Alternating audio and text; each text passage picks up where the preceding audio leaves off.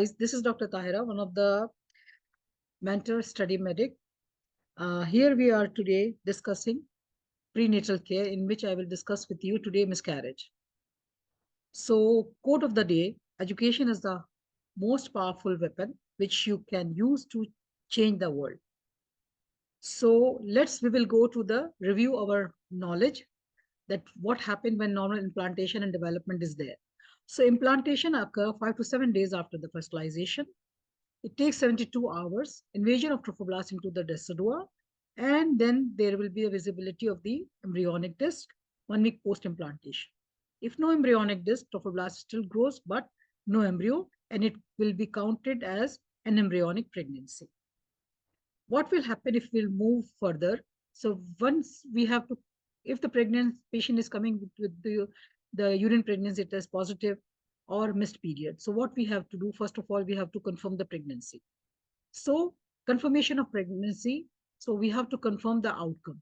So there is a category, pregnancy of unknown location. We don't know where is basically the pregnancy.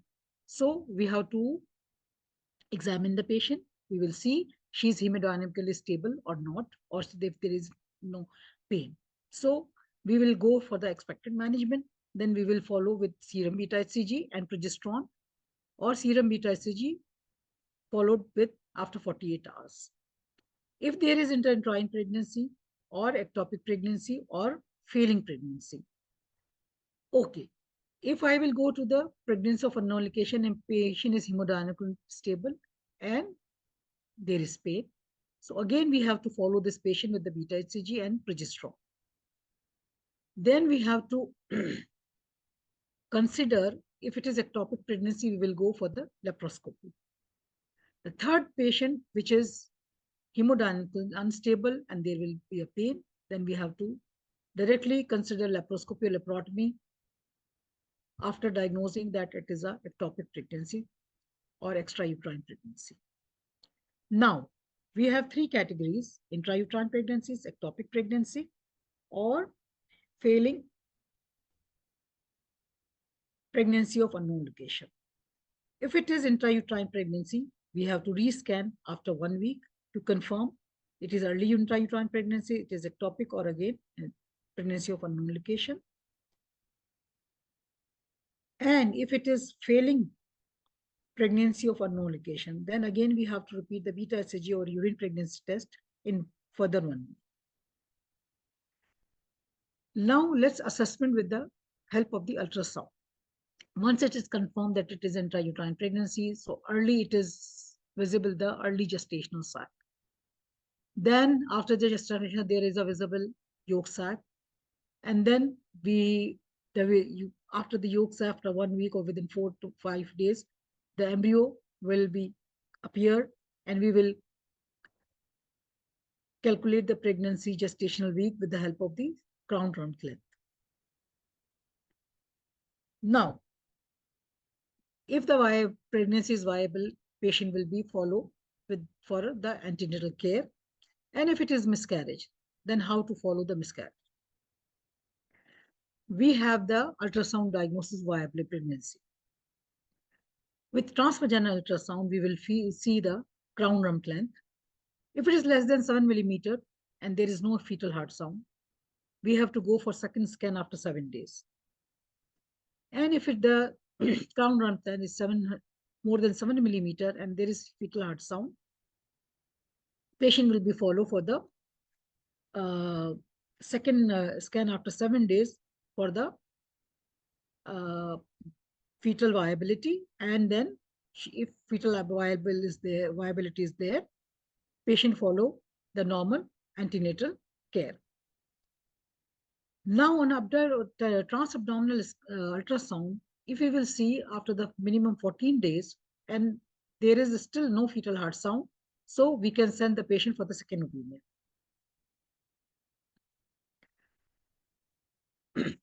Now there is a early pregnancy problems. If the patient is presenting in the early pregnancy with bleeding and there is a positive pregnancy test, so how to follow? Definitely with history and examination.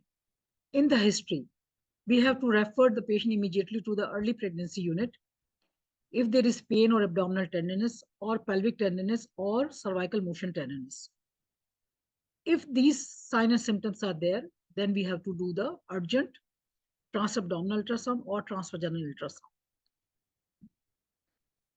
In that, we have to see where we have to locate where is the pregnancy. Pregnancy of unknown location. It could be an intrauterine pregnancy or it could be a ectopic pregnancy. If it is intrauterine pregnancy, fetal heartbeat visible, it will be confirmed viable intrauterine pregnancy. If there is no heartbeat, then it will be the pregnancy of uncertain viability. We have to repeat the ultrasound after 7 days, either transvaginal scan or the transabdominal scan. Fetal wall seen, that is same which I discussed now, CRL is less than 7 millimeter, repeat the scan after 1. And if the fetal heartbeat is not there, then it will be confirmed with the help of either CRL or the mean diameter of the gestational sac less than 25 millimeter or more than 25. If it is less than 25 millimeter, we have to repeat the scan after 7 days. Or if it is more than 25 millimeter, then we have to confirm that it is after the 7 days that it is a miscarriage or pregnancy of non-viability. In the other hand, if it is unknown location, so we have to again repeat the ultrasound after 7 days or follow with the help of the beta HCG. An ectopic pregnancy, then according to the ectopic pregnancy protocol, if patient is hemodynamically unstable, then laparoscopy or laparotomy to be considered. And if it is hemodynamically stable, then we have to follow with the help of the beta HCG and ultrasound, and accordingly the medical management or surgical management to be decided for the patient. Now, what is the miscarriage? The definition: miscarriage is the sudden loss of pregnancy before the 20 to 22nd weeks of pregnancy. It accounts 1 in 4 women experience a loss of pregnancy. So, miscarriage occurs if there is a failure of embryonic growth or if a viable fetus dies. Early pregnancy units have been developed to streamline the diagnosis of abnormal early pregnancy. Miscarriage is prevalent issue in the obstetric, affecting approximately 25% of the pregnancies worldwide. Traditional clinical methods of diagnosing miscarriage have been largely replaced by ultrasound diagnosis. Miscarriage can be divided into 2 categories based on time. If it is early miscarriage, which occurs before the 12 weeks of gestation, and if it is a loss that is late, we will call late fetal loss, which occurs between 12 to 22 weeks of gestation. Now, there is a certain terminologies which is giving us the miscarriage in the broad category. Miscarriage, missed miscarriage, pregnancy of unknown location, spontaneous miscarriage, pregnancy of unknown viability, recurrent pregnancy loss, then molar pregnancy, ectopic pregnancy, and embryonic pregnancy.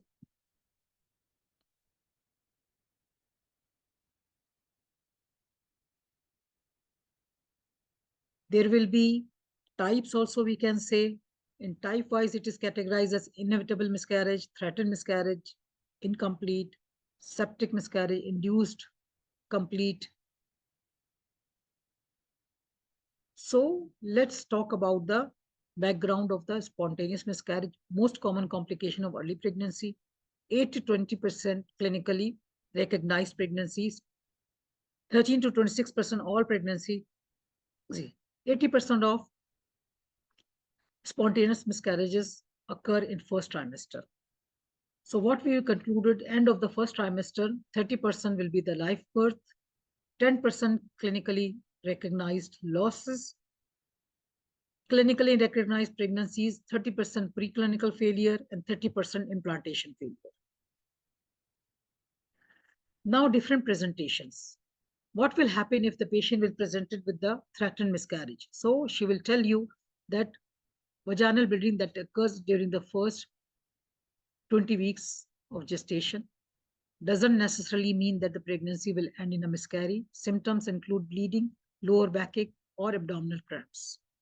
And on ultrasound findings, you will feel the fetal hearts are visible, and clinically, the cervical os closed and patient's vital signs stable. Now, what will happen in incomplete miscarriage? It happens when some but not all of the pregnancy tissues is passed, which is also evident during an examination. It is often accompanied by heavy vaginal bleeding or intense abdominal pain. In complete miscarriage, what will and clinically what will happen? You will see might be patient present in shock, might be patient hemodynamically stable, lower abdominal tenderness will be there on abdominal examination, and on a speculum examination, you will see there will be the bleeding or with the passage of clots, and digital examination, os will be open, you will feel the digitally the retained product of consumption. In complete miscarriage, what will happen? The type where all the tissues from the pregnancy are expedite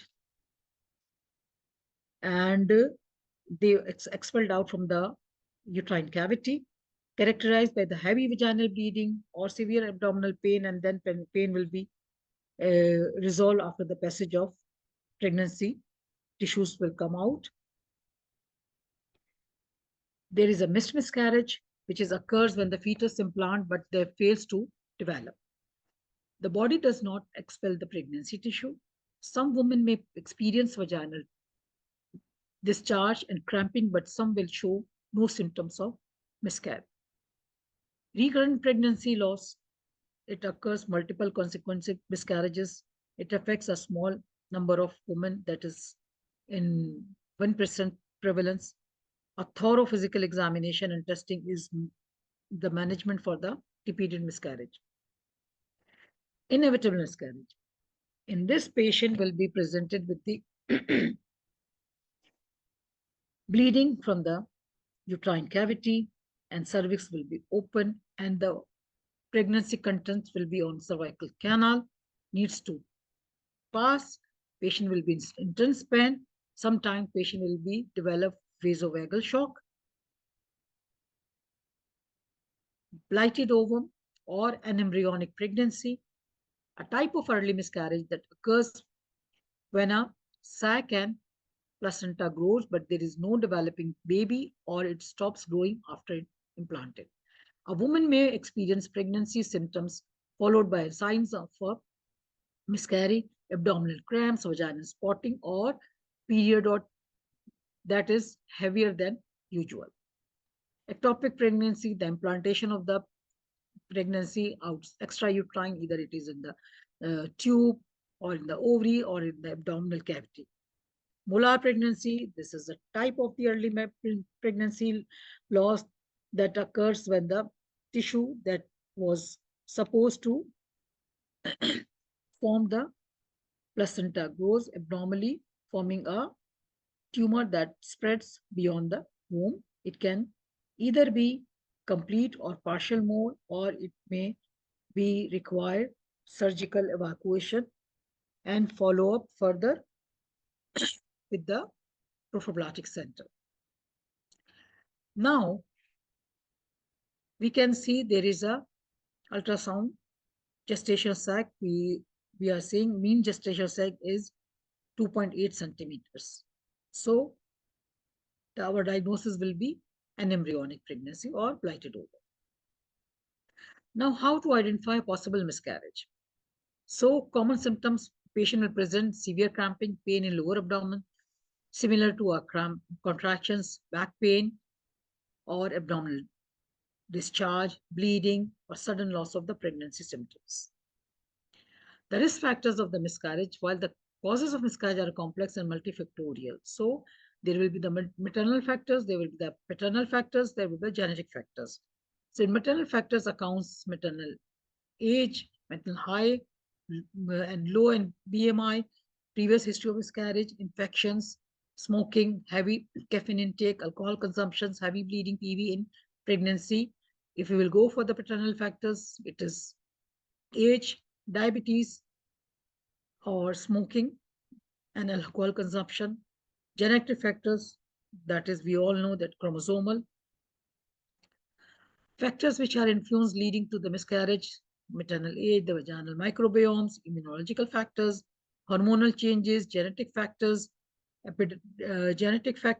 lifestyle, endocrine factors, pregnancy history, improper embryo selection. So now again we are seeing that there is a intrauterine pregnancy, there is a embryo, but there is no heartbeat. So the diagnosis will be the miscarriage. Now the miscarriage, again, patient will be present with the spotting, cramps in the lower abdomen, pink vaginal discharge, mild to severe back pain, loss of pregnancy symptoms, or brownish vaginal discharge. So let's have this question we will solve. A woman who is 11 weeks pregnant with confirmed miscarriage was very hesitant in deciding on medical or surgical management. She was still keen on avoiding the anesthetic and surgical risk, if possible. What will you tell her about her chances of not having surgery if she opts for medical management? So, A, it avoids the need for surgery in over 30%, the B is in 40%, and C is 50%, D is 60%, and E is 70%.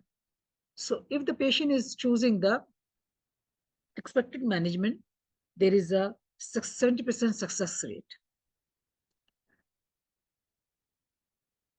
Now, which of the following features on ultrasound scan consist clear evidence of a non-viable pregnancy? An empty gestational sac with a mean diameter of the 28 millimeter. The B option, a fetal heart rate of 80 beats per minute at 8-week gestation. The C option, an irregular shaped gestational sac or an absent heartbeat with a crown rump length of 6 millimeter or an absent yolk sac at 6 weeks gestation. So as we told that the criteria of ultrasound indicated diagnosis of the miscarriage if the mean gestational diameter of the sac more than 25 millimeter, it is diagnosed as the non-viable pregnancy or miscarriage. So our option will be the A.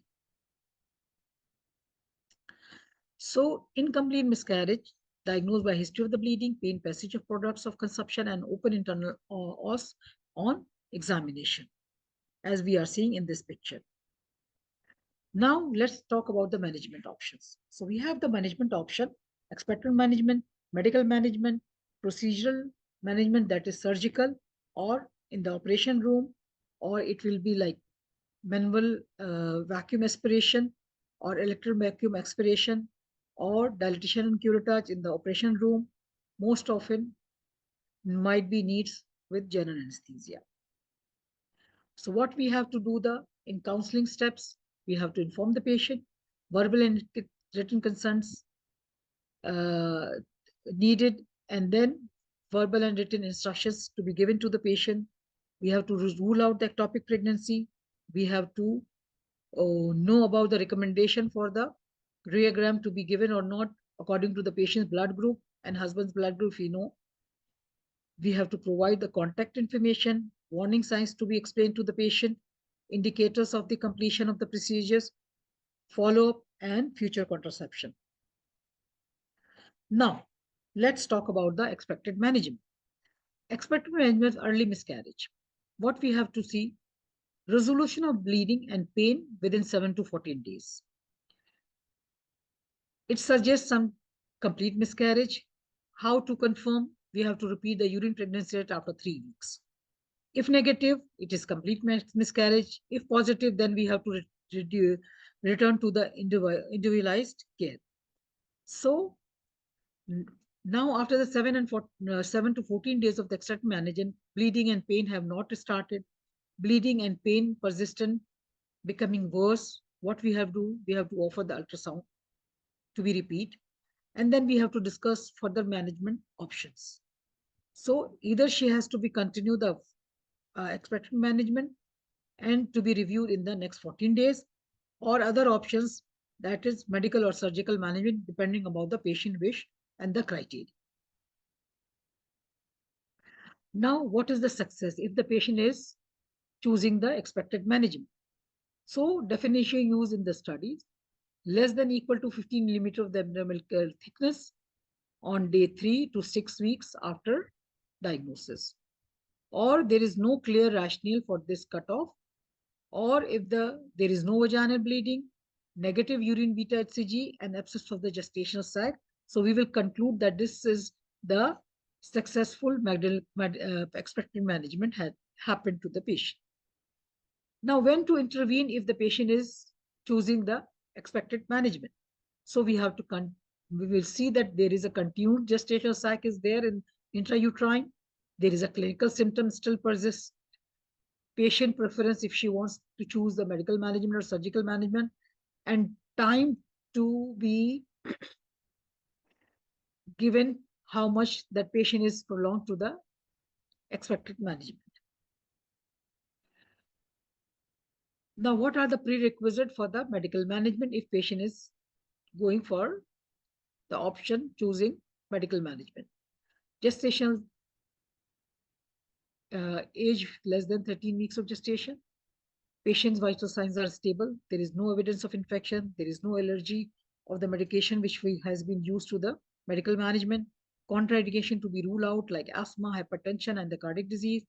Adequate counseling and patient acceptation of the side effects, and if needed, aspiration if complication arises. What medication has been used? Misoprostol.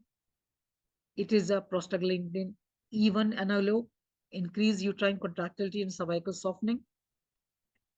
It is not FDA approved specifically for the early pregnancy loss, but we have to explain to the patient and then has to be used. Off-label for many obstetric indications, designated essential medication by WHO. Mifepristone and misoprostol has been together also has been used.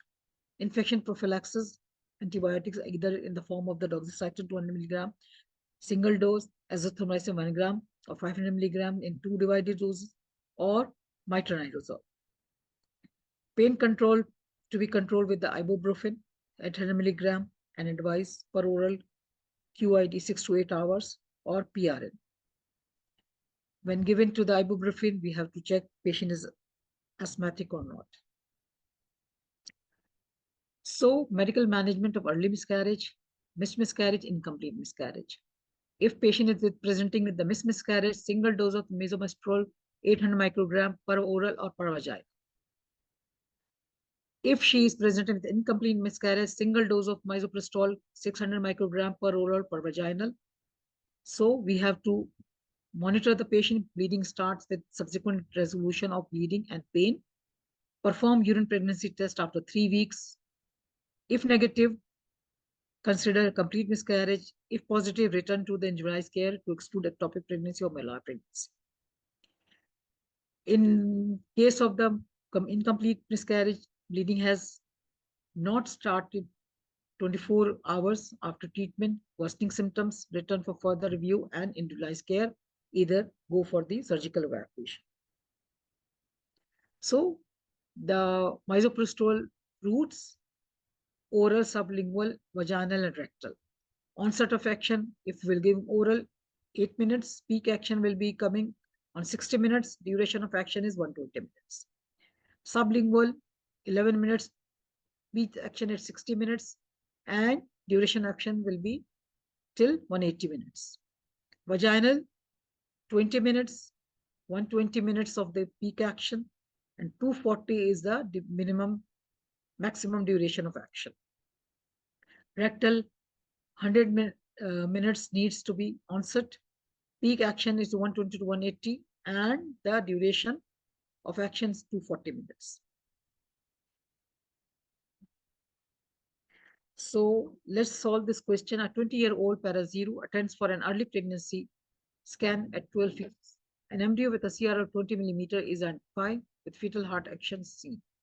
She opts not seen. She opts for medical management. What is the appropriate next step in her management? So option A, mifepristone followed 12 hours later by misoprostol 400 microgram. Option B, mifepristone followed 24 hours later by misoprostol 800 microgram. Option C, mifepristone followed 36 hours later by misoprostol 800 microgram. Option D, misoprostol 400 microgram, or option E, misoprostol 1200 microgram. So what will be our answer? D, that mifepristone will not use here. We will use misoprostol 400 microgram.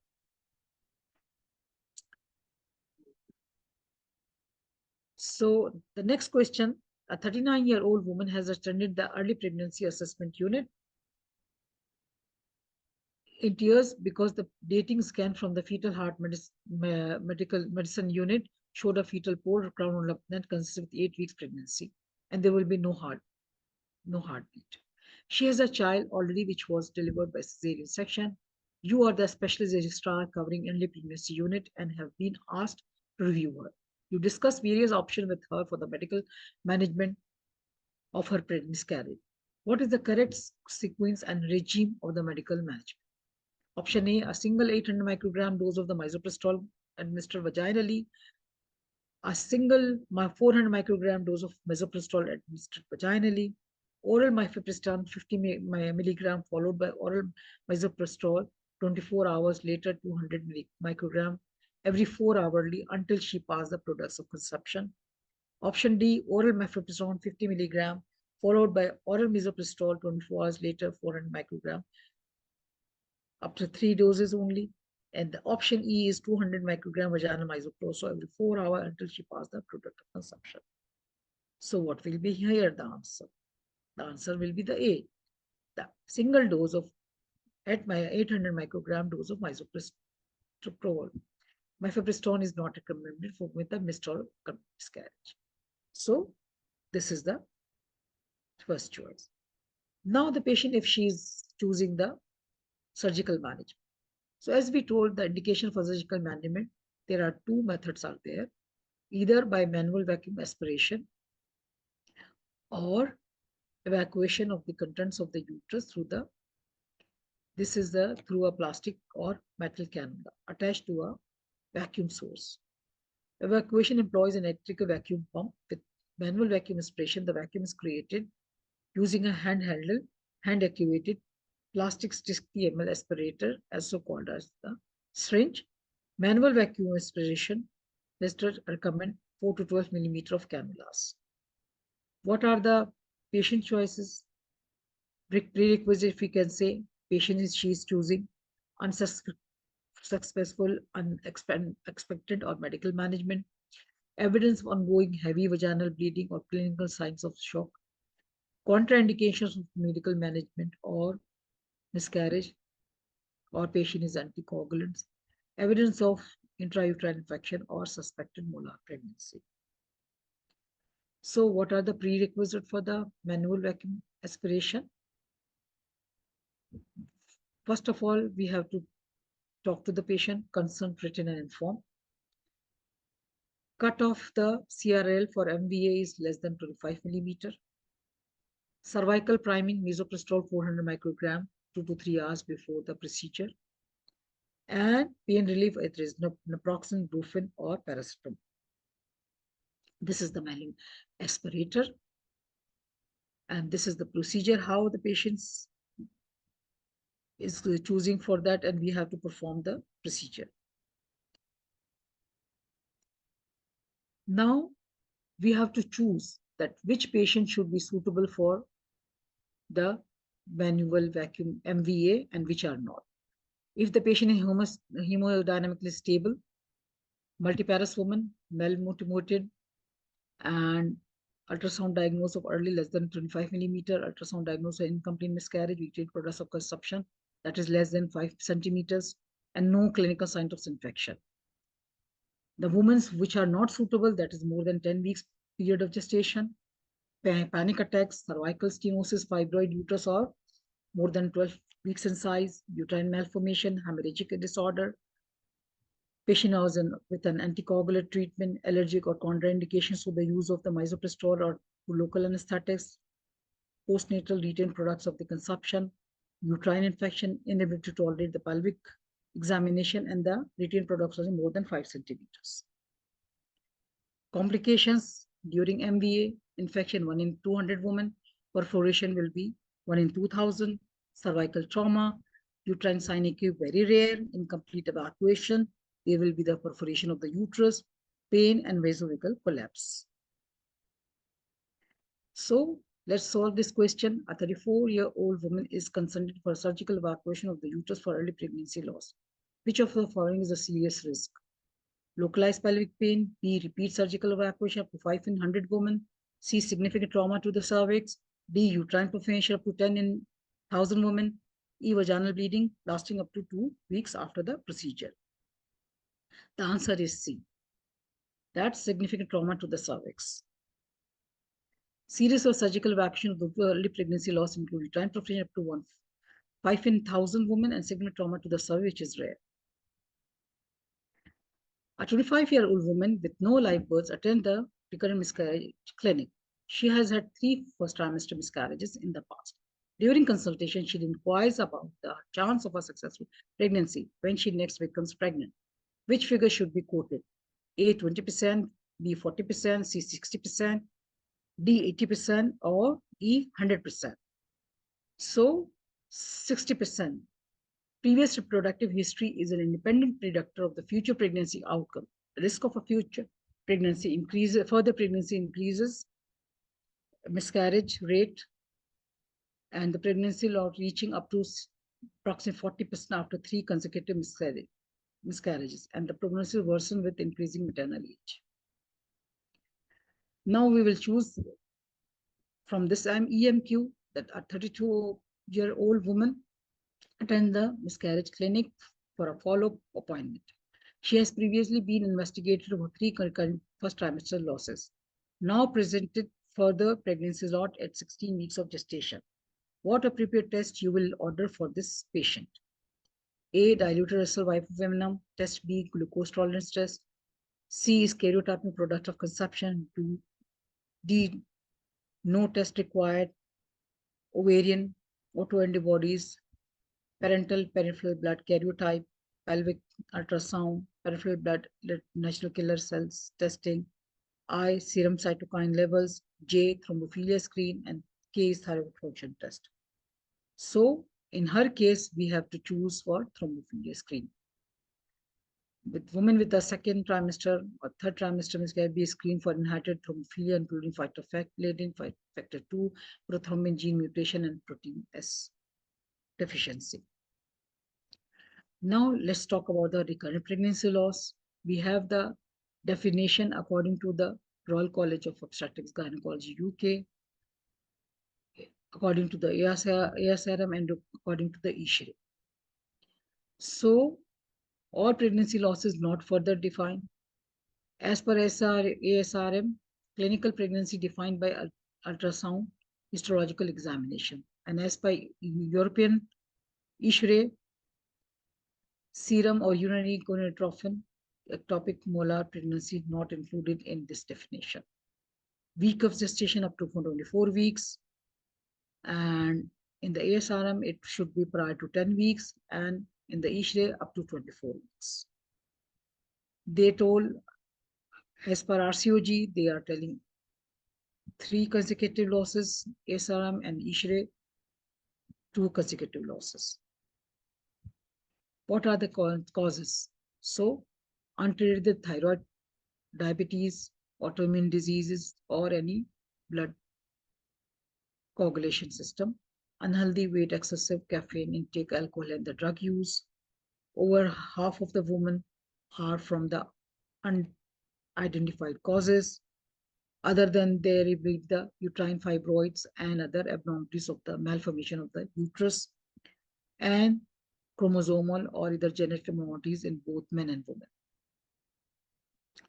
So how to investigate for the recurrent pregnancy losses?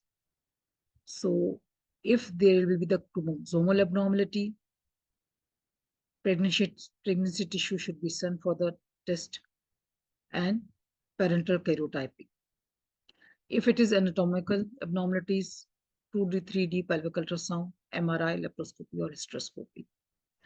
If it is thrombophilia, then we have to go for the acquired thrombophilia, lupus anticoagulant, anticardiolipin, IgG, IgM, and beta 2 glycoprotein, IgG, IgM, to exclude the antiphospholipid syndrome. And we have to exclude hereditary thrombophilia. If it is endocrinological, then we have to check for the thyroid function test, and we have to include diabetes by hemoglobin A1C. And we have to see the hyperprolactinemia also, thyroid antibodies, and testosterone, sex hormone binding globulin if it is polycystic ovarian syndrome. Immunological, ANA, natural killer cells, HLA, and cytokines we have to check for this. Infections, rubella immunity, screening, HVS chlamydia, and endometrial biopsy or torch screening. Male factor, sperm DNA fragmentation index. As per ISHRE guideline, if it is recurrent pregnancy loss more than 2, so they told antibodies, antiphospholipid syndrome, we have to exclude. If it is positive, low dose aspirin and prophylactic dose of heparin we have to start to the patient once she has been pregnant. Thyroid function test, levothyroxine should be started for overt hypothyroidism. Uterine malformations, 3D ultrasound. Then genetic factors, we have to go for the genetic test. Pre-implantation genetic diagnosis, we have to tell to the patient. Immunological test, that is HLA, NA, sperm DNA fragmentation test, screen for hereditary thrombophilia, other immunological and metabolic syndrome. So how to manage recurrent pregnancy loss? First pregnancy loss, second pregnancy loss. We have to go for the chromosomal analysis of products of consumption. If it is aneuploidy, no further investigation. If it is euploidy, full recurrent miscarriage workup should be done. If it is unbalanced chromosomal translocation or inversion, then parental karyotyping. Treatment again, chromosomal, so pre-genetic testing for structural rearrangements. Then, if anatomical, surgical treatment of the fibroids, thrombophilia, unfractionated or low molecular heparin with low dose aspirin for antiphospholipid syndrome, and treatment for the congenital thrombophilia. Infections, antibiotics if evidence of the infections, and prophylactic antibiotics to be prescribed for the patient. Immunological, predisposing immunoglobulin, intralipids, partner lymphocyte transfusion. If endocrinological diagnosis, then treatment of the diabetes, treatment of the overt hyperthyroidism, and treatment for the hyperprolactinemia. Treatment for subclinical hypothyroidism or thyroid peroxidase antibodies, and for hyperthyroidism, there should be androgens and HCG also. Male factor, lifestyle modification, antioxidants, unexplained progesterone. Genetic, then maintain normal BMI, stop smoking, vitamin D, and dedicated recurrent pregnancy clinic. Patient should have be reduced her caffeine intake also. Let's solve this question now. A woman attends the recurrent pregnancy miscarriage clinic after the 3 consecutive miscarriages. All investigations are normal. She subsequently has a 4th miscarriage, which is managed surgically. What appropriate investigation you will choose for this patient? So, dilute Russell Viper binom, glucose tolerant test, karyotyping products of consumption. D, no test required, ovarian autoantibodies. F, parental peripheral blood karyotyping. G, pelvic ultrasound scan. Or H, thyroid peroxidase antibodies. So the answer will be the karyotyping of the products of conception. Cytogenic analysis should be performed on the products of consumption of the 3rd and subsequent pregnancy losses. Now let's talk about the antiphospholipid syndrome. For men who fulfill the laboratory criteria antiphospholipid syndrome and a history of the 3 or more pregnancy losses, we suggest administration with low dose aspirin 75 to 100 milligram per day, aspirin starting before consumption, and a prophylactic dose heparin unfractionated or low molecular starting at the dose date of the positive pregnancy test over treatment. So let's talk about this question. In a patient with recurrent miscarriage, the diagnosis of antiphospholipid syndrome requires option: lupus anticoagulant present in plasma on 2 or more occasions at least 6 weeks apart. B. Anticardiolipin antibody of immunoglobulin IgG or IgM isotype in serum or plasma present in low titer on 2 occasions at least 12 weeks apart. C. Anticardiolipin antibody of IgG or IgM isotype in serum or plasma present in less than 40 GPL units or MPL units on 2 occasions at least 12 weeks apart. D is anti-beta glycoprotein 1 antibody of IgG IgM isotype in serum or plasma less than 99th centile on titer present on 2 occasions at least 12 weeks apart. The E option, anti-beta 2 glycoprotein 1 antibody of IgG and IgM isotype in serum or plasma greater than 99 centile on titer present on 2 occasions at least 12 weeks apart. So option is the E, that anti-beta 2 glycoprotein 1 antibody of IgG IgM isotype in serum or plasma greater than 99 centile on titer on 2 occasions at least 12 weeks apart. This is the criteria of 1 or more unexplained deaths of the morphological normal fetus at or beyond the 10th week of gestation, 1 or more preterm births of a morphological normal neonate before the 34th weeks of gestation because of the preeclampsia or recognized features of the placental insufficiency. Laboratory criteria: lupus anticoagulant present plasma on 2 or more occasions at least 12 weeks apart, anticardiolipin antibody, IgG or IgM in serum or plasma present in medium or high titrate greater than 40 GPL units or MPL units or greater than 99 centile on 2 or more occasions at least 12 weeks apart. Anti-beta glycoprotein 1 antibody of IgG or IgM isotype in serum or plasma greater than 99 centile on titer present on 2 or more occasions at least 12 weeks apart. So let's solve this question now. A couple who have had 3 consecutive miscarriages have been with the come to see you for advice after having a thrombophilia screen. The results showed that she was positive to one of the antiphospholipid antibodies. Which of the following is an antiphospholipid antibody? A. Anti-beta 2 glycoprotein 1 antibody, and B. Anti-B1 glycoprotein 1 antibody, anti-B2 glycoprotein 2 antibody, D is anti-beta 2 glycoprotein 3 antibody, and E anti-beta 3 glycoprotein 1 antibody. So what will be the answer? As we know that it will be the anti-beta 2 glycoprotein 1 antibody. This is the antiphospholipid antibodies are lupus anticoagulant, anticardiolipin, anti-beta 2 glycoprotein. Let's solve this question now. Which one of the following statement is correct regarding anti-D immunoglobulin prophylaxis? So anti-D immunoglobulin prophylaxis should be offered to all rhesus women who are negative and who had medical management for ectopic pregnancy or miscarriage. B option is anti-D immunoglobulin prophylaxis should be offered to all rhesus negative women who have had surgical regimen of management for ectopic pregnancy or miscarriage. The C option, the dose of anti-D immunoglobulin prophylaxis should be 1500 international unit.